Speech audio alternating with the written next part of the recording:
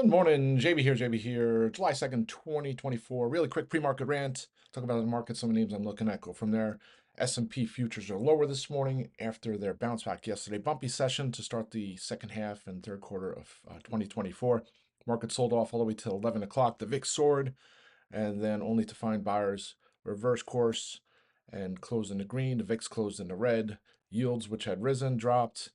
And that was that. So if you looked at the headlines after the close, you would think, wow, strong session for markets, but it was bumpy. And I think it's 7 sessions in a row. The SPY has held that 543 hand. Every time it dips below, finds buyers and comes above. So it's going to be another key test today. We're pretty much right at the 543 handle right now in the pre-market. 9:30, Powell and ECB President Lagarde are going to have their roundtable discussion. So I don't know if his comments will cause some volatility. We'll have to watch that. 10 o'clock's the JOLTS report, which really hasn't moved markets too much. But when there's a big focus on the jobs report on Friday, job openings are going to be a huge part of that. So could also cause volatility. Then tomorrow, Fed minutes at 2 o'clock, but the market closed at 1. So I don't know. That'll be, I guess, dissected, and then maybe we see some action Thursday, maybe not. Not Thursday, Friday, because then markets are closed Thursday. So just pay attention to that. Something else to note here is the small caps pretty much giving back the last two sessions of gains. I was talking about the outperformance. It had an outperformance to the upside the last two sessions, the previous two, and then yesterday outperformance to the downside, closing down nearly 1%. We'd like to see the IWM back above that 50-day at 201.91. So that's the individual markets. So many names I'm looking at, and first is Roku. Roku soared out of the gate yesterday, all the way up to 63.76 before giving back some of those gains, chopping around, and then closing at 62.47, up 4%. Just a monster move up. It closing green 8 sessions in a row. I think it's over 65 in the coming days, but I wouldn't be surprised to see a little consolidation at some point. I locked more of my July strikes in. I may look to take more the rest of that position off today, just hold the rest of my August freebies that I've already sold with profits, and then possibly revisit some July strikes on dips, because at some point there's going to be a little churn, and then I think the next leg to the upside. Not only that, I think the higher it goes, it's getting stronger. I think there'll be some fear of missing out action, some FOMO action. So that's Roku. Next is Wing, and I'll post a chart in the chat room. Wing was one of my top spots, one of my top 5 stocks back in 2020. Stock was $78. It's up here at 400 and change. Great story, great growth story, margin story, location. They were the first to really come out with these ghost kitchens. I can go on a rant for a while about Wing. Great company. So I love it, right? But at the same token, you look at what's going on in the casual dining space. And just yesterday, you take a look at some of these names. Shake Shack down over 3%.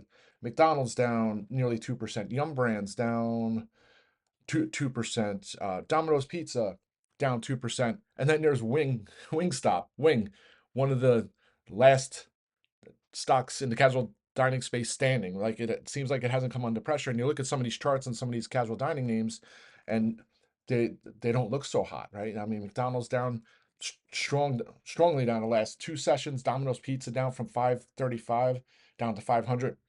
And you have these headlines now. There's reports that discretionary spending is getting seeing some pullback in the casual dining space because of higher fuel prices, or maybe we're the start of a recession. Who knows? But what it does is I think if there is a pullback today and the 543 handle doesn't hold here on the SPY, I might look for some hedge puts on Wing. And the thing with Wing is there. I got to see what strikeout looks interesting, but there's no weekly strikes on Wing, so I would have to go out and get maybe some 350 puts. And not that I think that Wing would go down to 350. If it drops 3-4%, the 350s will be up 100% or even more than that. So if you see Wing on a watch list, not that I don't like the story, don't think it's higher in the coming years, but I think it might offer a good opportunity as like a catch-up play, right? It's the one that really hasn't come under pressure yet from folks selling that whole basket of casual dining stocks. So that's Wingstop. Square, we'll keep waiting for Square to break back over 65. Once it does, I'll add some August strikes. Still have some July's. Week yesterday, only down 1% considering, but at some point I think that breaks out to the upside. I finally added the Celsius Holdings. The stock was running right out of the gate yesterday, all the way up to 61 and change. I didn't want to me, it seems like everybody's waiting for the bottom to come in on this name, and then they're just going to pile in. And that's what it looked like was happening. I didn't want to miss out on further upside. And then sure enough, what does it do? It pulls back. Still closing the green, but only up 1%. if you look at a chart, it's got a pincher set up, and pinchers typically precede large upside moves. When you have sell a stock that has sold off from highs over a long period of time, the momentum indicator and ADX start to pinch together, so they call it a pincher. And then once that pincher starts to reverse and those um, lines start to separate, that's when the stock really starts to go. Another green day or two green days in a row will probably confirm it, and then this is going to go up to 10 $15 in a very short period of time. So if on the flip side, if it dips and 50 holds, I'll look for some August strikes on Celsius, but I think that one comes back to life. Um, hopefully, hopefully today or tomorrow.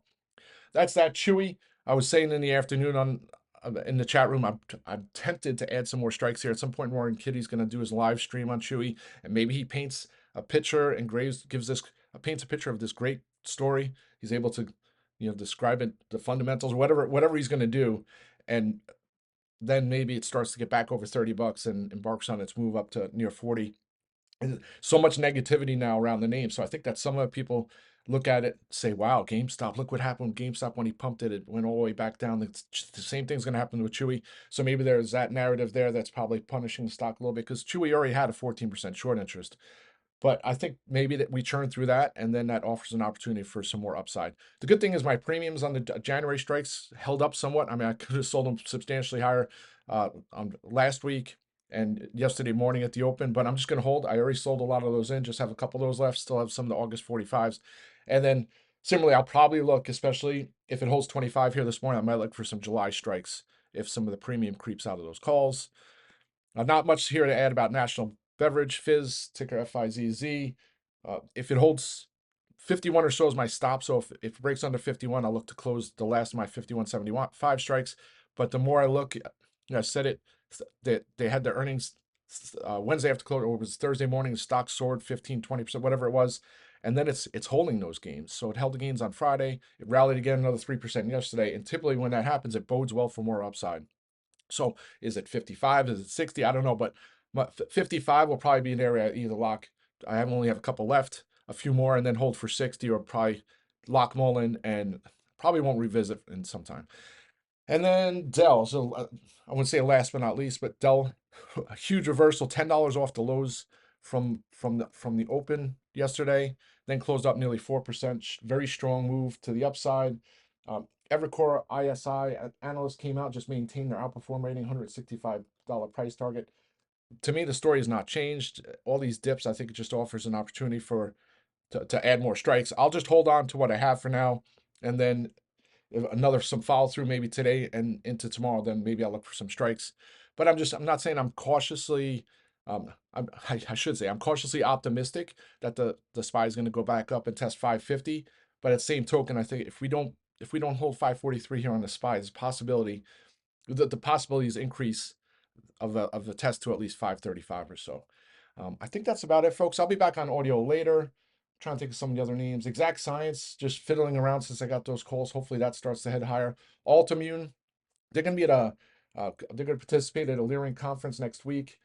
Uh, Stock rallied yesterday all the way up over 7. Hopefully that has a continuation. Viking, finally, I've said this back in June. I was looking just to get weekly strikes, but I went and got some monthly Julys. That was running up to 57. Of course, it's selling off here with the market. It was 56 in the pre-market. Now it's down here 53. At some point, to me, it's probably going to need some M&A in the sector for VKTX to really start get going, or some other catalyst. I think that's about it, folks. Let's have a great day. I'll be back on the audio later. Rock and roll.